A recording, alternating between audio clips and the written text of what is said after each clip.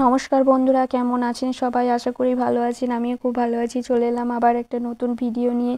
তো দেখতেই পাচ্ছ আমার ছেলে একটা ছোট্ট আম গাছে উঠে বসে খেলা করছে। তো তার আম গাছটার পাশে একটা লেবু গাছ ছিল। তো সেই লেবু গাছের একটা ডাল শুকিয়ে গেছিলো। তো সেই ডালটা বাদ দিতে গিয়ে হঠাৎ একটা পাখির বাসা চোখে পড়লো। তো পাখির বাসা থেকে দুটো বাচ্চা নিচে পড়ে গিয়েছিল। সেই বাচ্চাগুলোকে ধরে বাসার ভেতর একবার ঢুকিয়ে দিয়েছিলাম, কিন্তু ঢুকিয়ে দেওয়ার পরও ওই বাসা থেকে আবার একটা বাচ্চা উড়ে গিয়ে গোলাপ গাছের ডালে বসেছিল। আর সেই বাচ্চাটাকে আমি হাতে করে ধরে খুব সাবধানে বাসার ভেতরে আবার ঢুকিয়ে দিয়েছিলাম। তো বাচ্চাটা এত ভয় পেয়েছিল, ওকে হাতে করেছিলাম তো।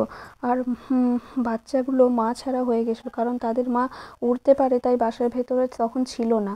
তো মাটা জানতে পেরে এত চিৎকার করছিল, আর বাচ্চাগুলোও খুব ভয়ের মধ্যে ছিল।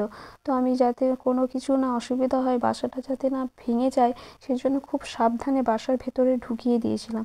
আর ওর মা এত চিৎকার করছিল, বলার মতো নয়। মা তো মাই হয়, মা কি কখনো সন্তানদের কষ্ট সহ্য করতে পারে? আর সন্তানরাও মা ছাড়া থাকতে পারে না। তো ওর মা যেভাবে চিৎকার করছে, বাবা মা 14 গোষ্ঠী সব খুলতে রেখেছে।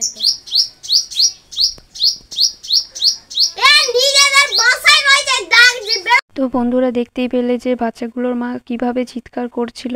আর আমাদের এই গোলাপ গাছে কি সুন্দর ফুল ফুটেছে। শীতকালে এর থেকে আরও বেশি ফুল ফোটে, আর বাড়ির ভেতর নয়নতারা ফুলও আছে। ভাবলাম যে এই ভিডিওটাও তোমাদের সাথে শেয়ার করি। তারপর দুপুরবেলা আমি স্নান টান করে খাওয়া দাওয়া করে ঘুমিয়ে পড়েছিলাম। আর ঘুম থেকে উঠেই বিকেল হয়ে গেছিলো, বারটা একটু ঝাঁট দিয়ে নিয়েছিলাম।